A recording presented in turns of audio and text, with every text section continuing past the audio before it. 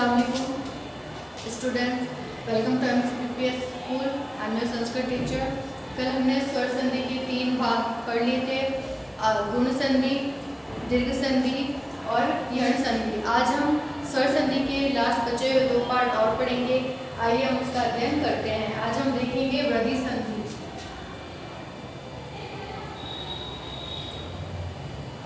स्वर संधि का चौथा प्रकार है वृद्धि संधि। वृद्धि संधि का सूत्र है वृद्धि रेचि। वृद्धि रेचि यानी अच, इसका मतलब है अच परे होने पर वृद्धि संधि होती है। अच परे होते तो कौन सी संधि हो जाती है? वृद्धि। इसकी डेफिनेशन देखिए वृद्धि संधि की। यदि आ के सामने ए और आय हो अथवा ओ या ओ स्वर वर्ण आता है तो क्रमशः ए अथवा औ हो जाता है। यानी क्या होता है, पहले तो क्या हो, आ या आ हो, एक तरफ पूर्व पद में आ या आ हो, दूसरा है उत्तर पद। दूसरे पद को कहते हैं सामने वाला जो होता है उत्तर पद। उत्तर में क्या हो, दूसरे पद में क्या हो, ए या आय हो या फिर ओ या औ हो, तो इनके स्थान पर क्या होता है, कौन सा आदेश होता है? वृद्धि आदेश। वृद्धि संज्ञक शब्द है आय और औ। ये बड़ी मात्रा है, ए का आय, ओ का औ, तो ये दोनों वृद्धि जो शब्द है वो हो जाते हैं। इनको वृद्धि संज्ञक शब्द कहते हैं। यानी पूर्व में आ या आ हो और बाद में ए और आय हो तो ए और ए के स्थान पर आय आदेश होगा। पहले आ या आ हो, बाद में ओ या औ हो तो औ या औ के स्थान पर औ आदेश होता है। देखिए इसकी सामान्य प्रक्रिया समझिए कि पूर्व पद में आ या आ है, आ भी हो सकता है और आ भी हो सकता है। दूसरी तरफ ए या आय हो तो इन दोनों के मिलने से संधि में क्या होगी? आय हो जाएगा। पहले अ या आ हो, दूसरी तरफ ओ या ओ तो संधि क्या होगी? तो ओ या ओ के स्थान पर क्या हो जाएगा? औ। औ आदेश होगा। जैसे इधर देखिए एक प्लस एकम शब्द है। एक में क्या जुड़ा हुआ है? यहाँ जुड़ा हुआ है का में आ, ये वाला लघु आ, तो का आधा करा, का में से आ निकाल दिया। ठीक है, का आधा हो गया, का में से स्वर यानी आ निकला तो का आधा हो गया। दूसरी तरफ क्या है? ए है, दूसरी तरफ ए है यानी ये है ए, और कम ऐसे कैसे उतर जाएगा? तो इस आ और ए की जगह क्या हो जाएगा? अय आदेश होगा। वृद्धि आदेश क्या हो जाएगा? अय। इस आ और इस ए यानी इस आ और इस ए को कौन सा आदेश होगा? वृद्धि आदेश, यानी इसकी वृद्धि संधि हो जाएगी यानी अय आ जाएगा। तो फिर जुड़ेगा इस का में ये ए की मात्रा जुड़ जाएगी अय और कम, और फिर ये कम ऐसे कैसे यहाँ पे आ जाएगा तो शब्द बनेगा एक एकम। संधि कैसे हुई?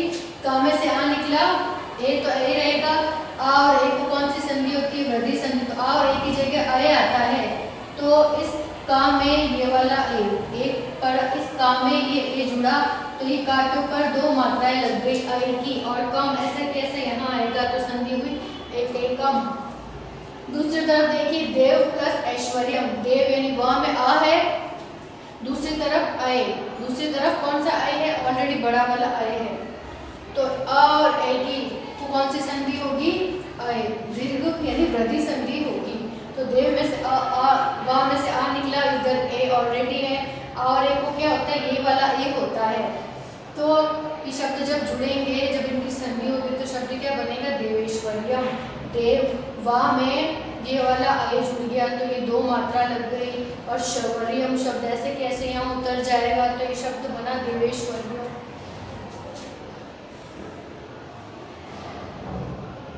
नोट देखिए आप, ये है ए, जिसे हम कहते हैं बचपन में हमने पढ़ा था ए से ए डी। छोटा ए है, बड़ा ए है, लेकिन इसकी मात्रा क्या होती है?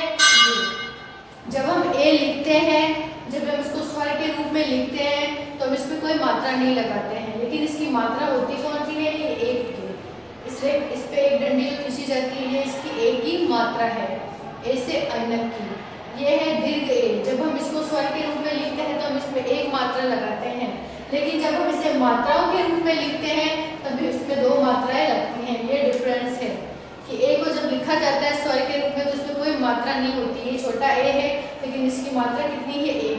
ये दीर्घ ये बड़ा ए है, इसको जब लिखा जाता है तो इसमें एक मात्रा लगती है, लेकिन इसकी मात्रा की लाइनें कितनी होती है? 2। जैसे इसका और उदाहरण देखिए वृद्धि संधि का महौषधि। महा प्लस औषधि। महा यानी हा में से आ निकाला, आ है तो इस तरफ आ गया, दूसरी तरफ ओ है तो इन दोनों के स्थान पर वृद्धि आदेश क्या होगा? औ। तो शब्द बनेगा महोषधि। इधर देखिए गंगा प्लस औघ्य, गंगा यानी ग, गा में कौन सी मात्रा है अ की, तो एक तरफ आ है दूसरी तरफ क्या है ओ, तो इस आ और ओ के स्थान पर वृद्धि आदेश क्या होगा औ, तो ये शब्द संधि होगी, शब्द जुड़ेंगे तो शब्द बनेगा गंगोग्य। इसी प्रकार वृद्धि संधि होगी। अब देखिए अयादि संधि,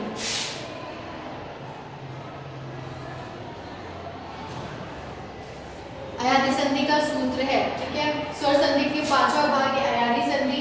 अयादि संधि का सूत्र है एचो अय वाय वाह, यानी एच के स्थान पर क्रमशः अय आय आओ और आय और आओ आदेश होता है।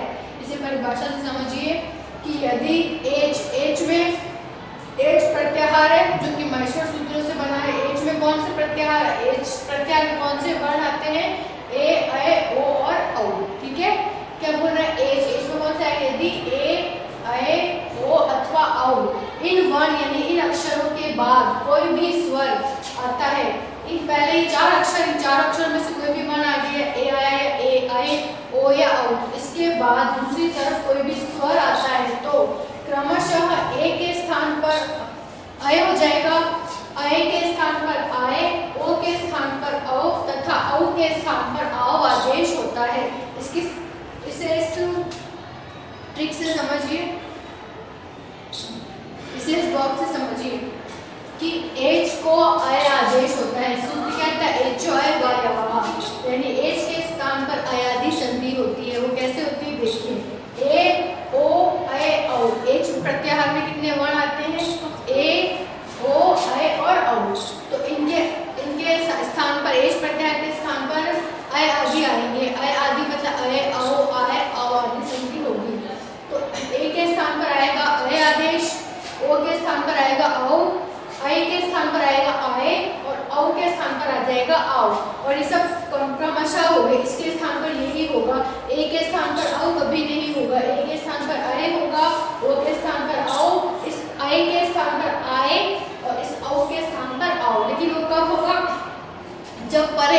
जब दूसरी तरफ परे मतलब दूसरी तरफ उत्तर पद में यानी दूसरे पद में क्या हो, स्वर हो, स्वर परे रहते हैं तो दूसरी तरफ क्या होने चाहिए, स्वर होने चाहिए, और वो स्वर कोई सी भी हो सकते हैं, ये वाले स्वर भी हो सकते हैं, इसके अलावा कोई दूसरे स्वर भी हो सकते हैं। जैसे उदाहरण देखिए, ने प्लस अनम, ने इस नाम में क्या जुड़ा हुआ है ए, अब मात्रा देखिए, मात्रा यहाँ पे एक है, दो मात्रा नहीं है, तो ये कौन सा ए हुआ, ये वाला ए, छोटा ए है, तो नाम में से क्या निकाला गया ए स्वर एक तरफ ए है और दूसरी तरफ क्या है स्वर है, स्वर कौन सा आ गया अ, यहाँ पे आ स्वर आ गया और पहले क्या है ए, एक तरफ ए है दूसरी तरफ अ है, तो इसको कौन सा ए को कौन सा आदेश हो जाएगा अय। अब ये अय जो आदेश है वो सिर्फ ए को होगा, इस आ को नहीं होगा, तो ना इस ए की जगह पर आ गया अय, ठीक है, तो शब्द क्या बनेगा, जुड़ेगा तो नैनम। दूसरी तरफ देखिए, गए प्लस अकह, गए इसमें दो मात्राएं हैं, तो इसमें कौन सा ए जुड़ा हुआ है, इस ग में ये वाला ए है, ठीक है, इसकी मात्राएं दो लगाते हैं, लेकिन जब हम इसे स्वर रूप में लिखते हैं तो एक मात्रा लगती है, तो इस ग में कौन सा ए जुड़ा हुआ है, परे क्या है, दूसरी तरफ अ है, ये क्या है स्वर है, आ स्वर यहाँ पे आ चुका है, तो इसमें कौन सी संधि होगी, अयादि संधि। कैसे हुई, अय के स्थान पर कौन सा आदेश होगा, आय, तो इस अय के स्थान पर, इस अय को हमने क्रॉस के, इस अय के स्थान पर क्या आया आय, ग ऐसा कैसे उतरेगा आधा, अय के स्थान पर आए, अकह भी ऐसे कैसे उतरेगा, फिर इसको मिलाएंगे तो गा में आ जुड़ा तो पूरा गा, फिर ये या आधा है, इस या में ये वाला आ जुड़ा तो य का ऐसे कैसे जुड़ेगा, तो शब्द बनेगा गायक।